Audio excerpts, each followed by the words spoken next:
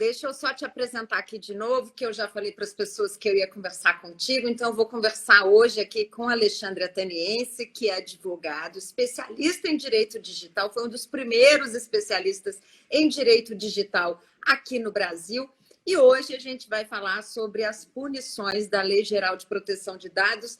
Na verdade, eu vou pedir para o Alexandre para ele começar explicando o que é essa lei, antes da gente falar dessas punições, para que as pessoas possam entender que lei é essa, né? A Lei Geral de Proteção de Dados visa ampliar os direitos dos titulares de dados pessoais quanto à proteção, à tutela dos seus dados pessoais.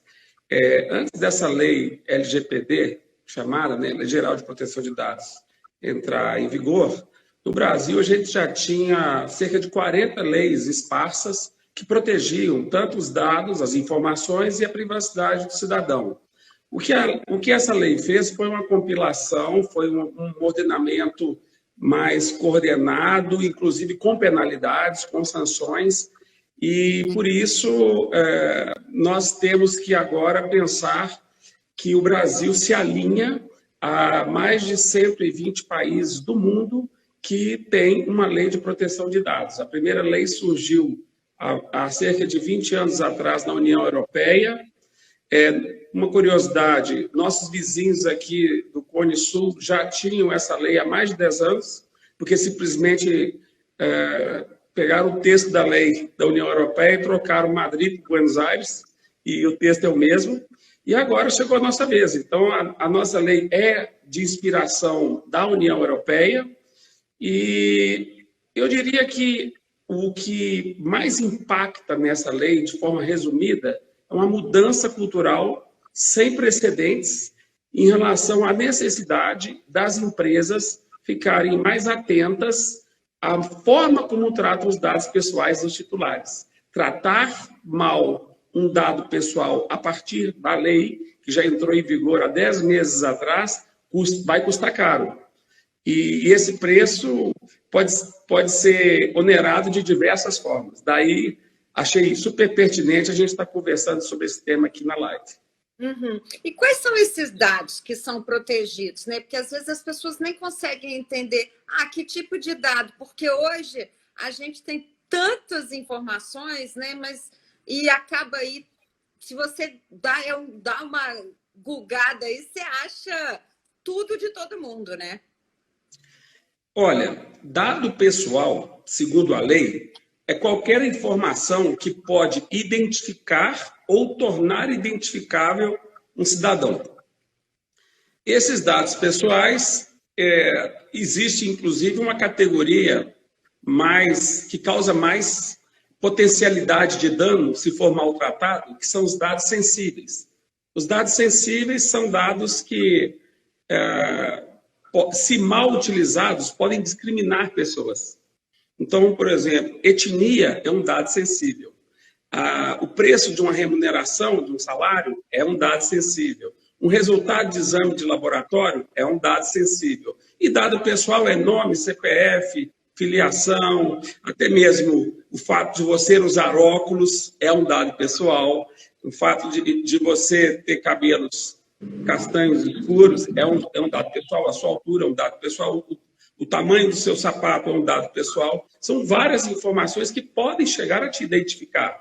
O que está fora de dado pessoal são dados para fins estatísticos ou de pesquisa, além daqueles que são utilizados pelo serviço público para poder promover a segurança social. Uhum. Tem uma pessoa, inclusive, que está colocando, o Anderson está colocando aí, que até religião, né? Sem dúvida.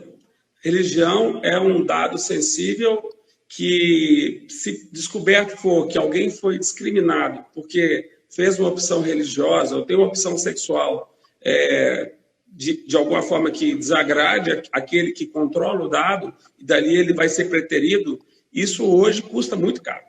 Uhum. E quais são aí os direitos dos cidadãos com a LGPD? São vários. Eu diria que o principal deles é uma transparência, acessibilidade a essas informações. Já de muito tempo, nós sabemos que os nossos dados circulam por aí com absoluta informalidade.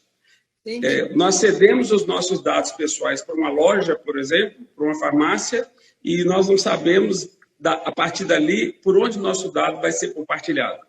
Nós não tínhamos sequer mecanismos de controle para poder obter informações sobre a utilização e a finalidade pelo qual os nossos dados pessoais cedidos estariam sendo utilizados. Então, a lei cria mecanismos para isso. O primeiro deles é o termo de consentimento, que é um documento formal que quem vai tratar, por exemplo, dados sensíveis, obrigatoriamente tem que formalizar, como se fosse uma declaração, onde revela quais dados vai coletar e, sobretudo, a finalidade ou para quem ele vai compartilhar esses dados.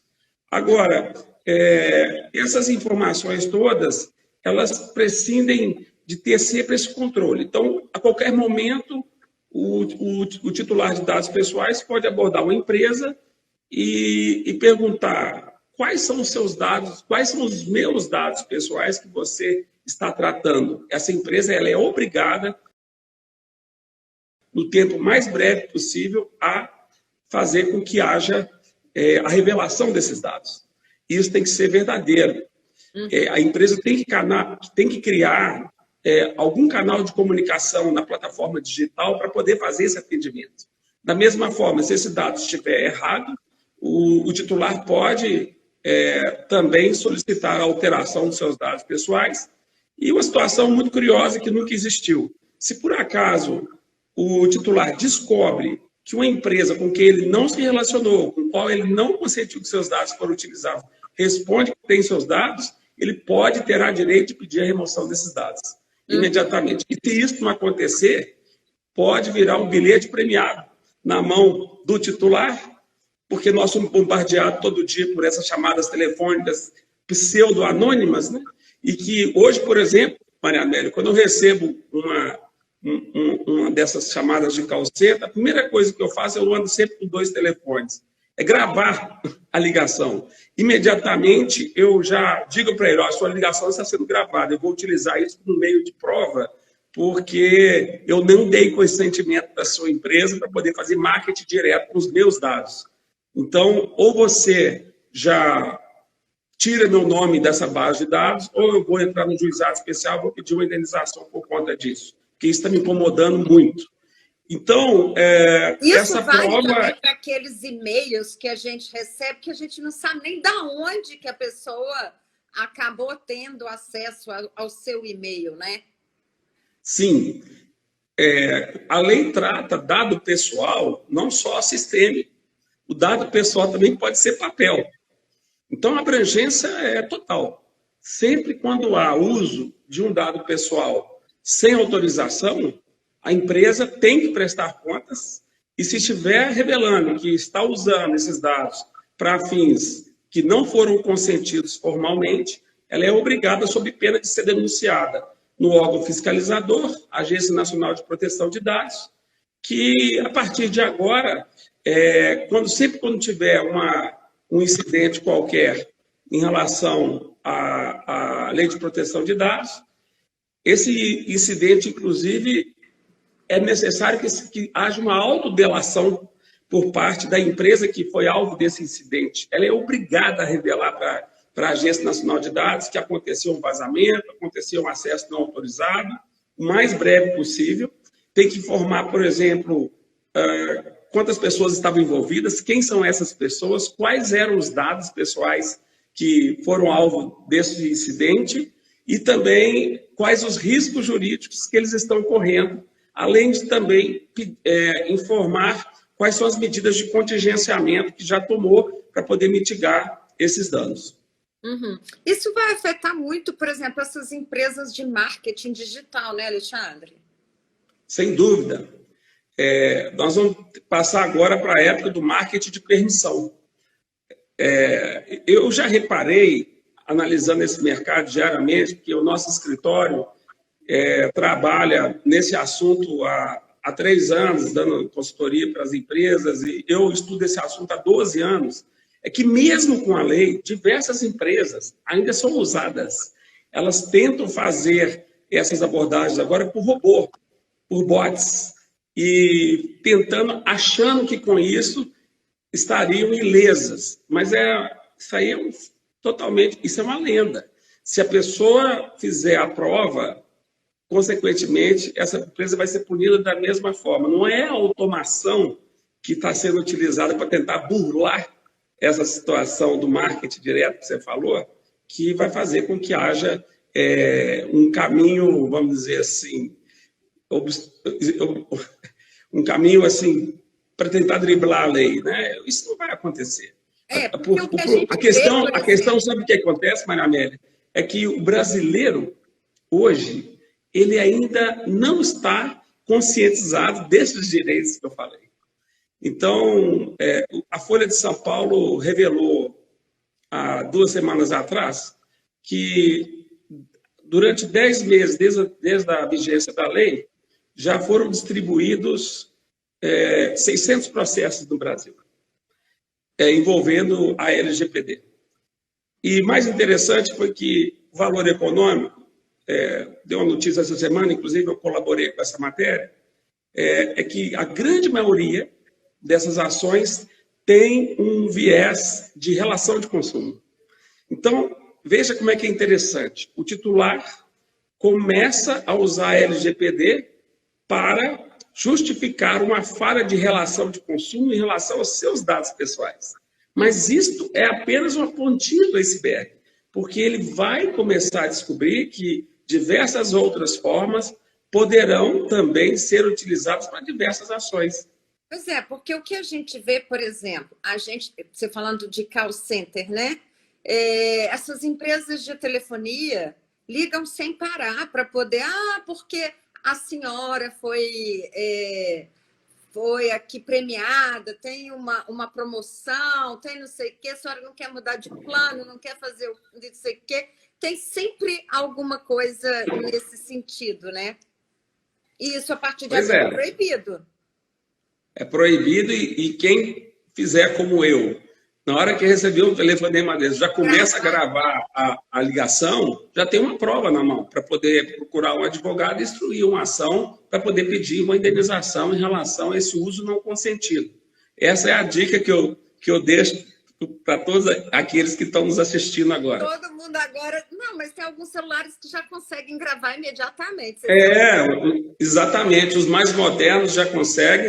Você clica o botão e ele, inclusive, solta uma mensagem que, a partir dali, a ligação está sendo gravada. Agora vai ser a vingança, porque a gente sempre teve essas informações vindas desses call centers. Agora nós vamos fazer o papel inverso quando eles não tiverem nosso consentimento. As empresas... Essa mudança cultural não é uma virada de chave rápida. Então, isso é um processo.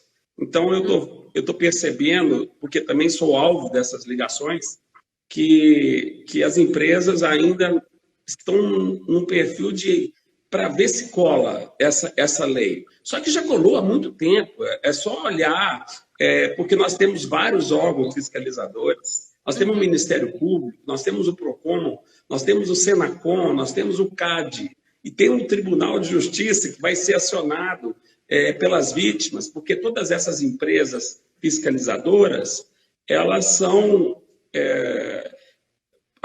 aplicam multas administrativas, mas o dinheiro arrecadado vai para um fundo que ela indicar. Então, o consumidor lesado, o titular lesado, ele vai sempre procurar a justiça.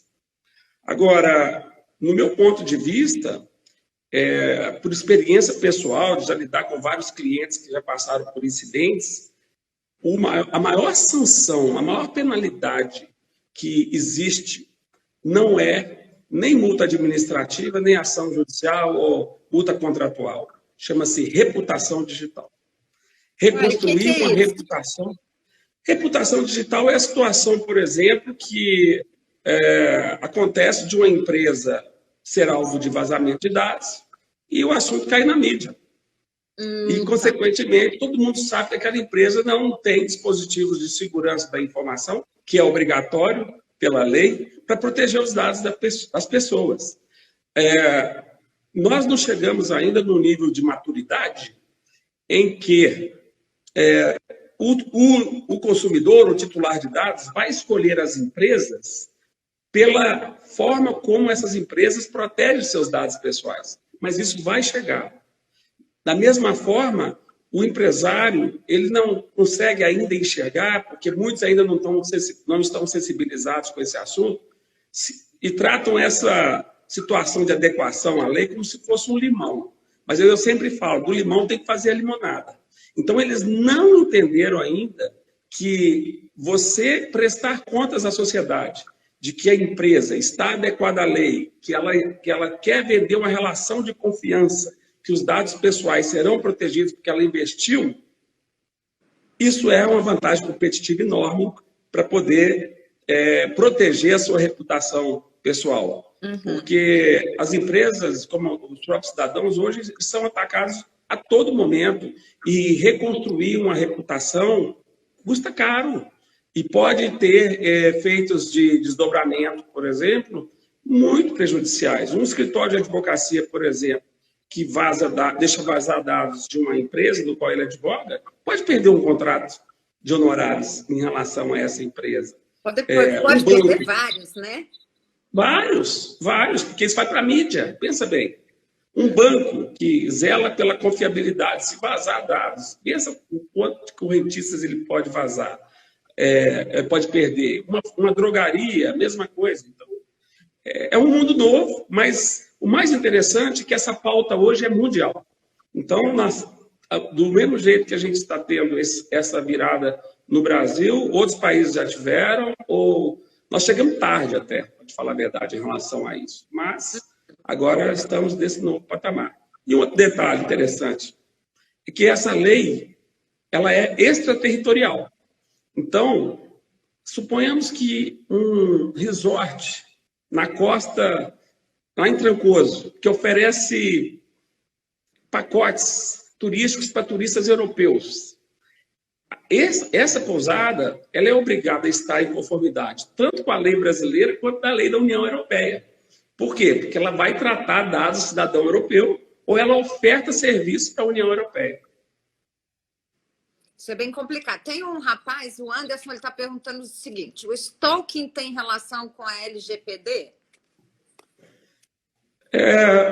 Pode ter, se por acaso o perseguidor digital, que é o stalker, né, ele conseguiu invadir a máquina, invadir o dispositivo de comunicação da vítima e dali obter várias informações para poder fazer uma engenharia social, ou seja, conhecer mais os hábitos da pessoa e, a partir dali, intensificar os seus ataques. Então, o acesso não autorizado a dados pessoais é também um crime, porque nós temos um artigo da lei penal, do Código Penal, que é invadir dispositivo informático, e agora pode ter também, dependendo da situação, repercussão pela LGPD. Tem uma outra pessoa que o Bruno ele fala o seguinte: hoje a reputação digital está totalmente ligada ao valor da empresa, né? Como você falou. É verdade. Hoje a reputação digital é um patrimônio inestimável, porque as empresas estão cada vez mais fazendo negócios pelo mundo digital. As empresas são milhares de vezes checadas pelo Google diariamente. Então, eu recomendo sempre para as empresas, para as pessoas, sempre fazerem uma simulação de busca pelo seu nome para poder verificar se na primeira página do Google, por exemplo, entrou alguma referência falsa, negativa, envolvendo o nome dessa pessoa. Então, nós temos vários clientes que a gente faz monitoramento 24/7, porque são celebridades que se expõem bastante, são empresas que têm também uma penetração muito grande, porque se você não tem um monitoramento dessa forma, você não tem como reagir rápido. E o que eu aprendi ao longo de 33 anos de formado e trabalhando nisso há muito tempo, é que o menor dano sempre ocorrerá quando você consegue fazer a reação rápida e ordenada. Sim, tem uma outra pergunta que é bem interessante. O Giovanni, ele perguntou o seguinte, Giovenazzi, gravação de ligação sem autorização tem validade jurídica? Mas veja, o exemplo que eu dei não é para fazer a gravação em conformidade legal. Por quê?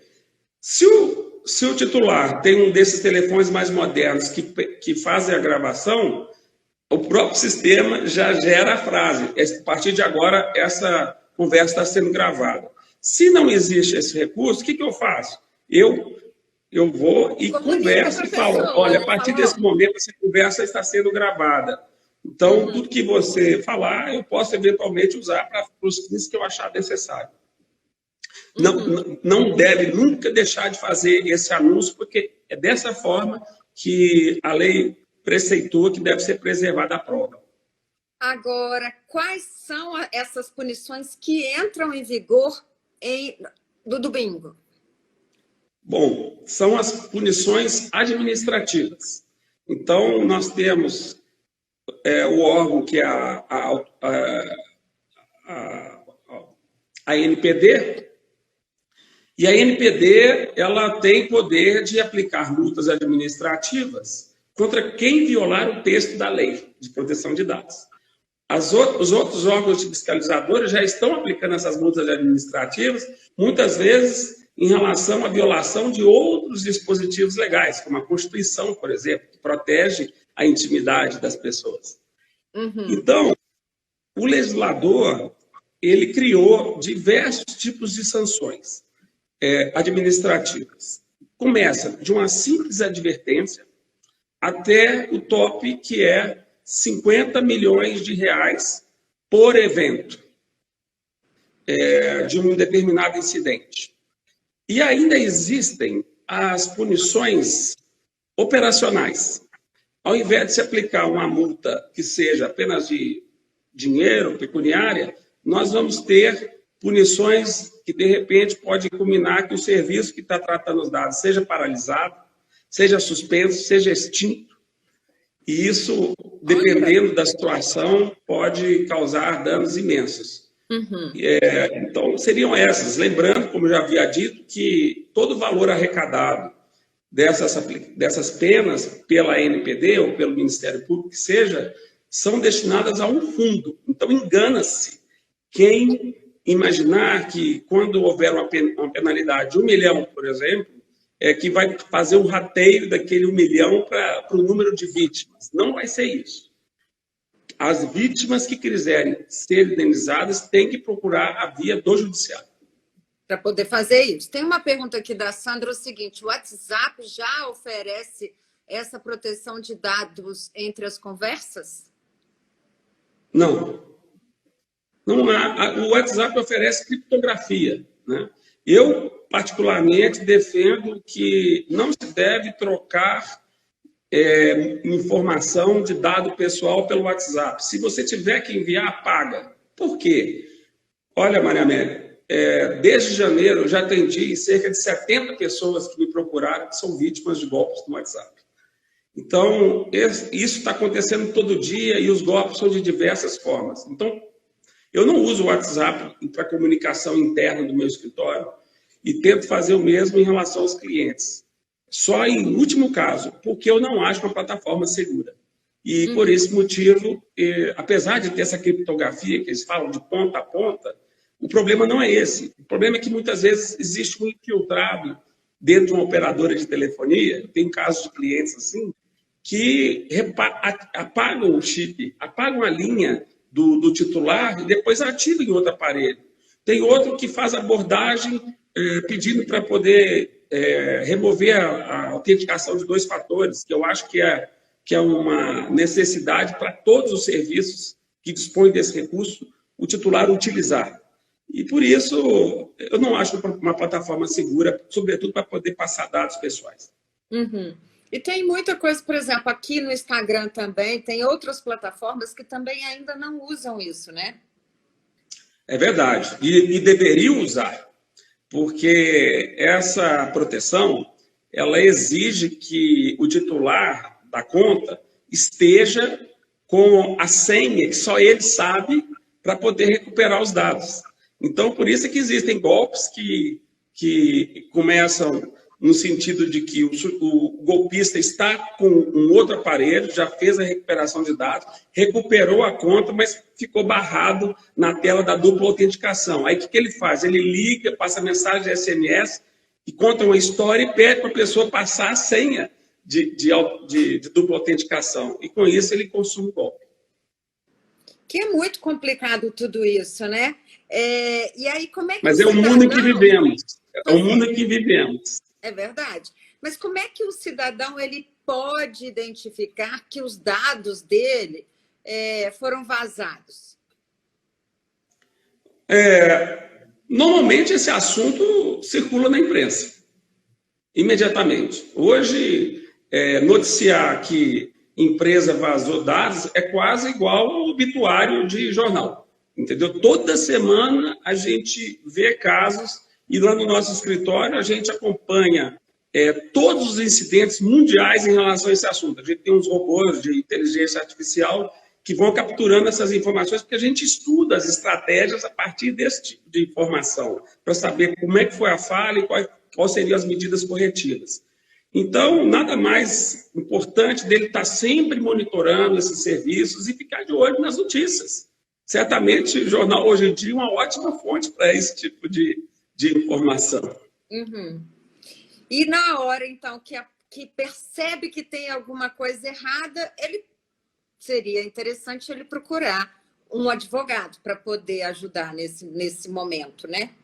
Sim, e o mais rápido possível, porque quanto mais rápido for a reação e ordenada, mais chance de êxito ele vai ter. Então é necessário preservar provas, é necessário, quem sabe, denunciar o fato para a própria ANPD, Autoridade Nacional de Proteção de Dados, e imediatamente procurar o advogado, porque a ANPD não tem força de mover processo algum, ela é só um órgão administrativo que não tem condições de ressarcir ninguém.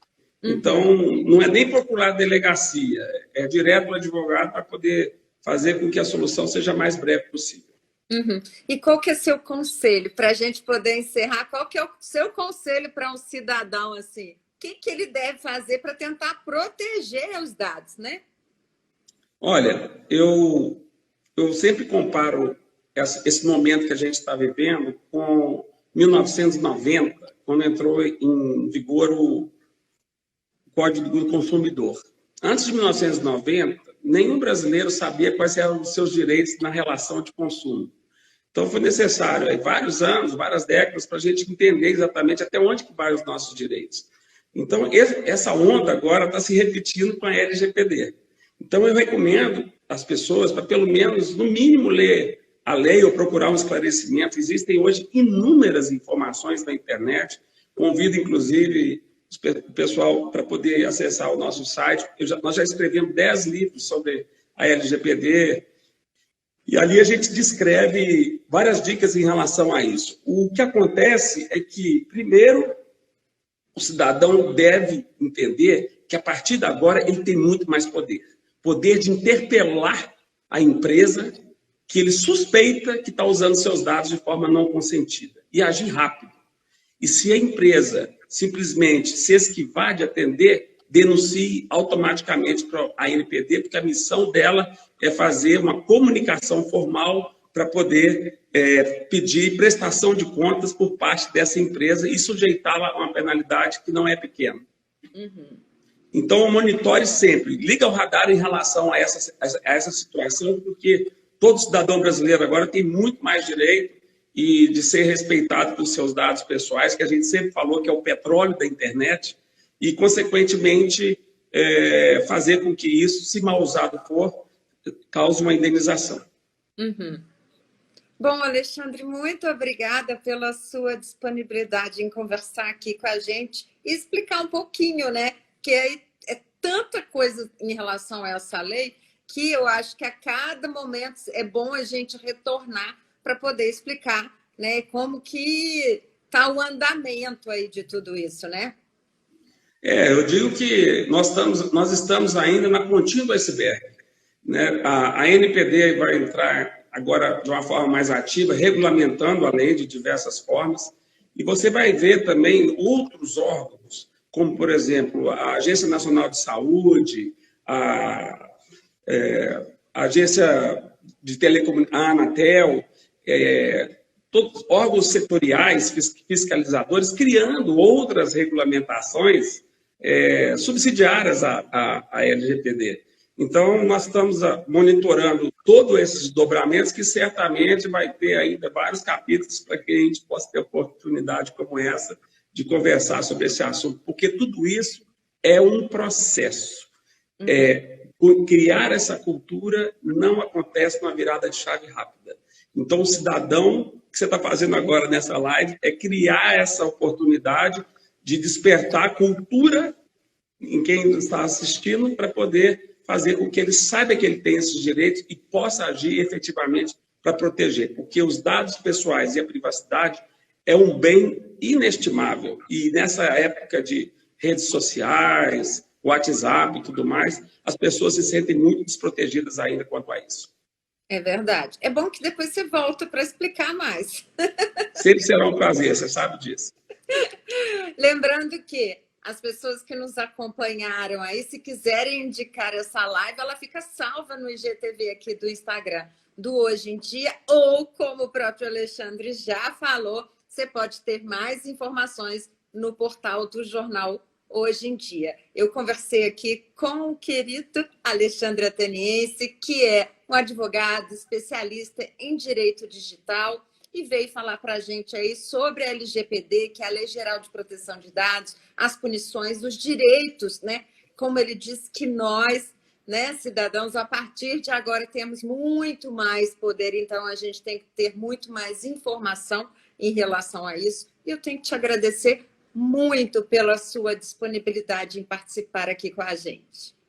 Eu que agradeço a gentileza do convite e a gentileza dessa audiência toda, dessas pessoas que se conectaram conosco, e dizer que estou sempre à sua disposição, Maria Amélia. Como sempre, é um prazer enorme poder estar batendo papo com você.